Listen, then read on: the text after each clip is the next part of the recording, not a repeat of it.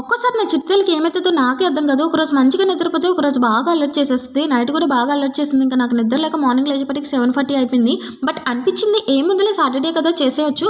Rice కుక్కర్లో rice పెట్టేస్తే ఒక సైడ్ పప్పు, ఒక సైడ్ పెసరట్టు వేసేస్తే ఆల్రెడీ నైట్ చెట్టి ఉంది కాబట్టి కుకింగ్ ఈజీగా కంప్లీట్ చేసేసుకోవచ్చు అని ప్లాన్ చేసేసి ఫ్రెష్ అప్ అయ్యి వచ్చేసిన. అండ్ దాని తర్వాత స్టవ్ అంతా క్లీన్ చేసేసి పప్పు రైస్ అయితే రెడీ పెట్టుకున్నా. రైస్ కుక్కర్లో పెట్టేపటికి అది ఏమైందో తెలీదు, అసలు రైస్ కుక్కర్ ఆనే కావట్లేదు. నాకైతే చాలా బాధ అనిపించింది. చాలాసేపు ట్రై చేసిన తర్వాత అనిపించింది ఇంకా టైం వేస్ట్లే అని చెప్పేసి ఇంకేం చేయాలో అర్థం కాక స్టవ్ పైనే ఒక సైడ్ రైస్, ఒక సైడ్ పప్పు పెట్టేసి మీన్ ఇల్లంతా క్లీన్ చేసేసి బయట బాల్కనీ క్లీన్ చేసి ముగ్గులు పెట్టి వచ్చేపటికి రైస్ అయితే రెడీ అయిపోయిందండి. దాని తర్వాత పెసరట్లు వేసేసిన. అండ్ దాని తర్వాత కొన్ని పాపడస్ కూడా ఫ్రై చేసేసాను.